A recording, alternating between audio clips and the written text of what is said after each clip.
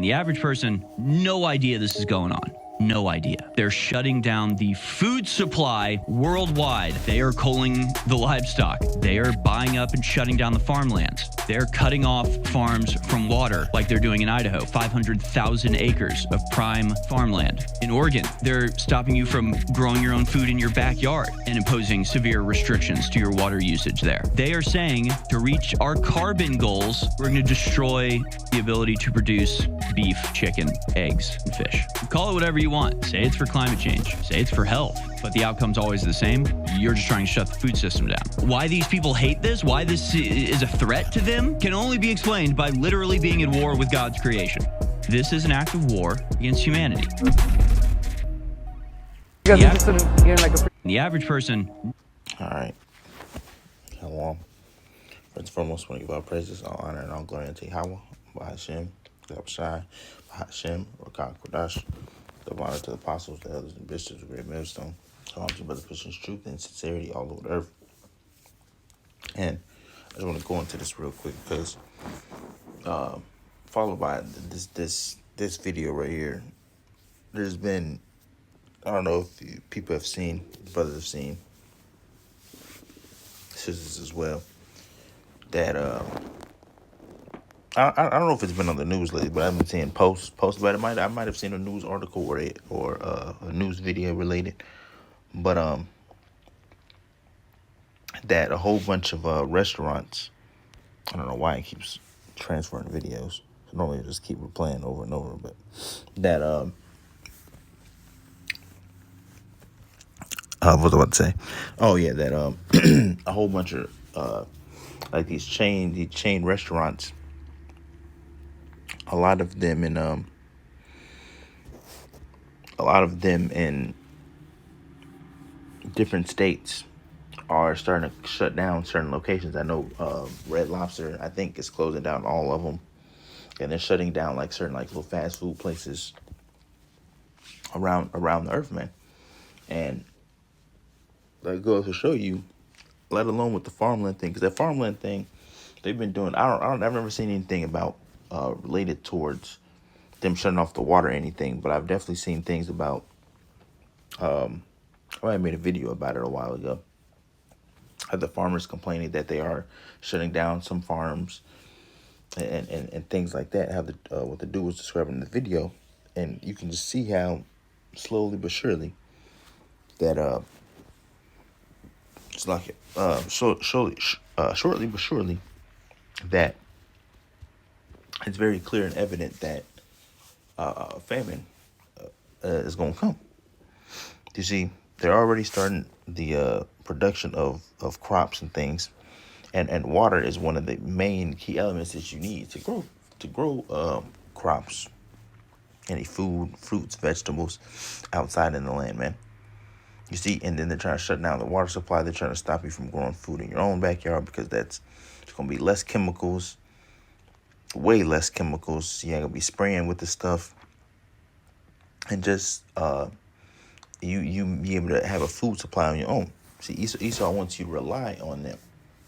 You see, and for the most part, we do have to rely on Esau, his goods, his transportation, his food, and those things. 1 of 10 the curses, and two, they run the earth, man. So they're in control of all these things, and they don't want the consumer, the everyday American, to be able to do their own things, man, without their control or without their knowledge. Because people can easily grow their own fruits, vegetables, have your little garden and grow these things. And those things are going to bring forth seeds, and you could just keep doing it. But if everybody was doing that, or a good majority of America was doing that, what would happen? That the Walmarts, the grocery stores that would be selling these things the production will start, the revenue, I would say, will start to go down. Thus forth, leaving Esau with less money, less revenue, man. So Esau doesn't want you to do those things. He wants to rely on him so he can make money. You see, but you can clearly see how the famine can easily, or is easily going to start, because it's going to start off with restaurants closing. It's going to start off with big chain restaurants closing, or starting to shut down a lot of locations. And then also them also the farmers, them shutting down the farmer supplies, because that's where you get the fruits, the vegetables. That's where you get those things, the corn, all those things. That's where you get all that stuff from that they put in the grocery store. So if the farmers are not being able to grow the things, how are you going to get them from the grocery store? You're either going to have to grow them yourself, or find a select grocery store that's going to have those things. Because if they're shutting down the farms or shutting down these things, what's going to happen is it's going to be less and less grocery stores, less and less local stores that's going to be having these fruits, these vegetables, and these things that these farmers are growing. You see? And that means what? That means less food. You see? And that's also going to mean it's going to be a supply and demand thing, because it's going to be a high demand for the fruits, the vegetables, but the supply is going to be very limited. So what's that's going to mean? They're going to raise the prices on it. You see, Esau is very cunning and very slick when they do things like that, man. You see, the demand is going to be high, but there's not that much to go around to meet the demand, so you have to raise the price on the supply. You see, and that's how it is going to be with the restaurants too. You see, he's shutting down all these chain restaurants for people to want these certain foods that they can only get. Let's say just a restaurant, let's just say a random one like Olive Garden or something. They start shutting down Olive Garden in like 20, 30 states. That's all the locations in 20, 30 states. Now, if people want Olive Garden, they have to go to these certain states to get it. And then what can Olive Garden do there? They can raise the prices, because it's not as much to go around. The only thing it is noodle sauce and noodles and chicken or whatever meat you people be getting. You see, but that's how that starts, and it is going to be a famine in this world, because all America's food is imported from one place to another. Walmart doesn't have Walmart doesn't have these big farms. They might, but I strongly doubt that Walmart has like these big farms that they're growing all this stuff and then it's getting transported from there. No, they're buying their stuff. They're buying their stuff from farmers, man. They're buying their stuff from farmers, and majority of us live in the concrete jungles, man. You don't have just big land. Some brothers might have land, and you grow your own, get your own chickens and stuff like that. But we live in the concrete jungle, man. The stuff that we can grow is very limited. Very limited. And then, especially if you're in a state where it snows, you won't be able to grow nothing in the winter. You see? So you can clearly see, like I was going into, and I keep saying that, you can clearly see how a famine is going to begin, how a famine is going to start. You see? And then when the food gets very scarce, you know what's going to start happening? That's when the scripture says that man shall have no pity upon his neighbor. The price is going to be high. You see these videos, like Leave the World Behind, how everybody was buying water and just stocking up on food, because, hey, we don't know when the next shipment's going to come.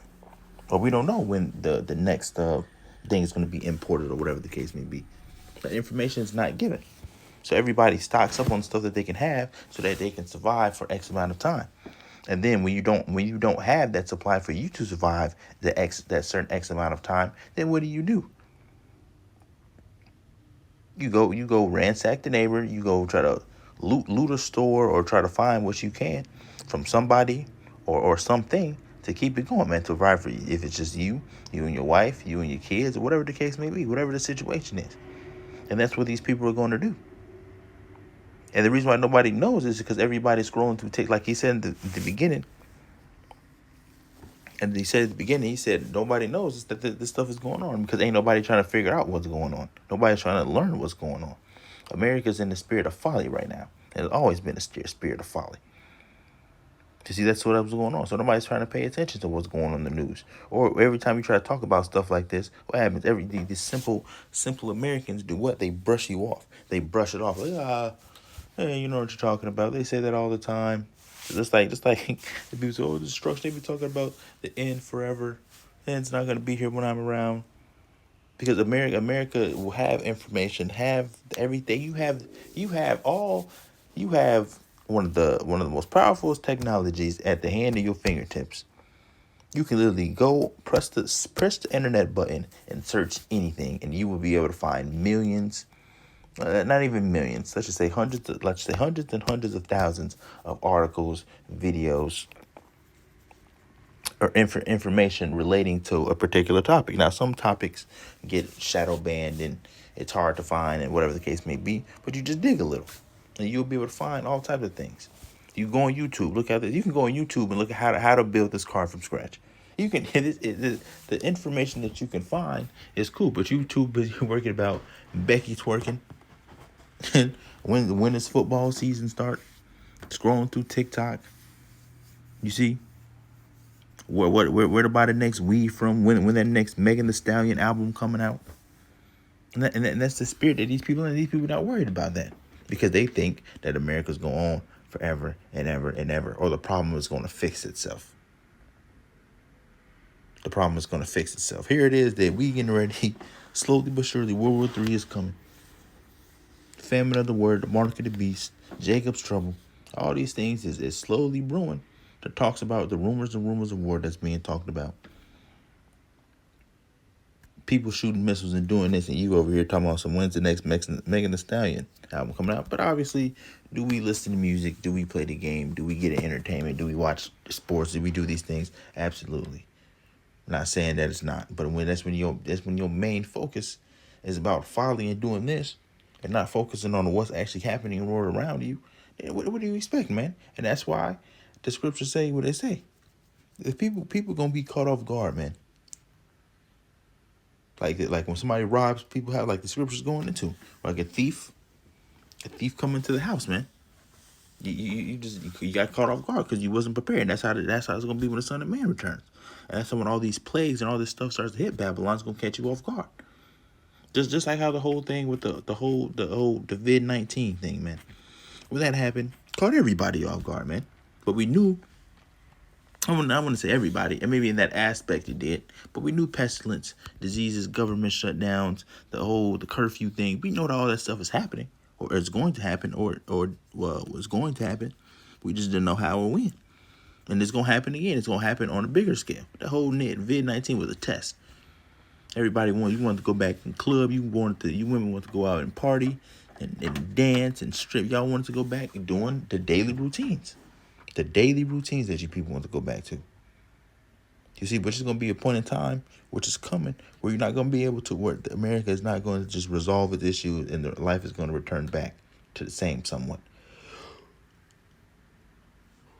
Or so-called normal, whatever normal is in this place. You see? I just got a couple of scriptures, though, to get into that. And then that's just going to be it, man. Amos 5 and verse 19, it says,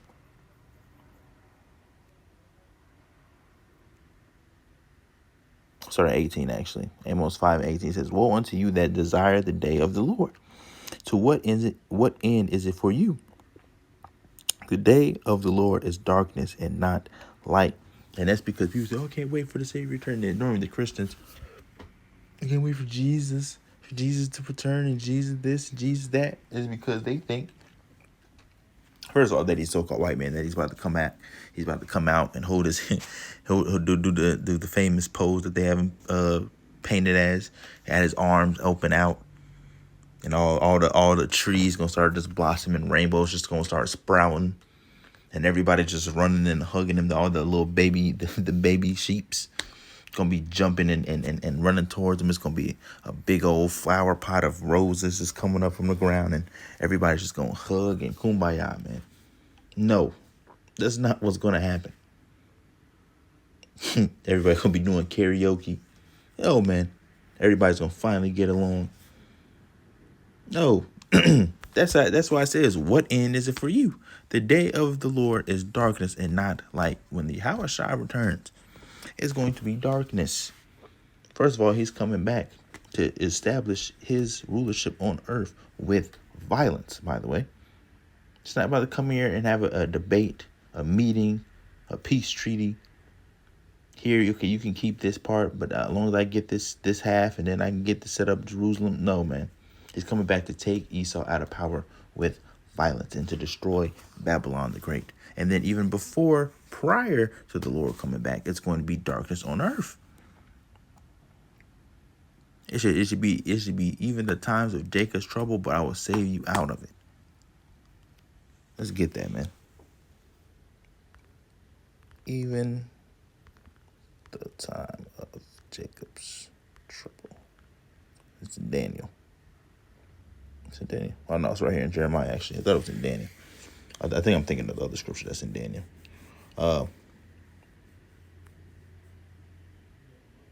Jeremiah 30 verse 6 says, "Ask ye now, and see whether a man doeth travail with child. Wherefore do I see every man with his hands on his loins, as a woman in travail, and all faces are turned into paleness." You see? Every man with his hands on his loins. You know, when you sit there and you put your hand on your hip, that's how every man's gonna be. That's what it's saying. And everybody's face turned into paleness, man. They're gonna be sick. No food, no water, constant gunshots. In FEMA camps, people getting their head chopped off, people getting tortured. Some people getting the chip, some people not getting the chip. Hey, you haven't ate in 3 days. Your child hasn't had water in 4 days. You see? At last, this is continue on. This is about to explain why. Jeremiah 30 and 7 says, "Alas, for that day is great, so that none is like it." None is like it. Just like the scriptures also say, what? It's going to be a time that's never before pretty much been seen on earth. None is like it. Nothing is going to be like this ever. Ever. Now let's get a precept for this. Hold on before we finish.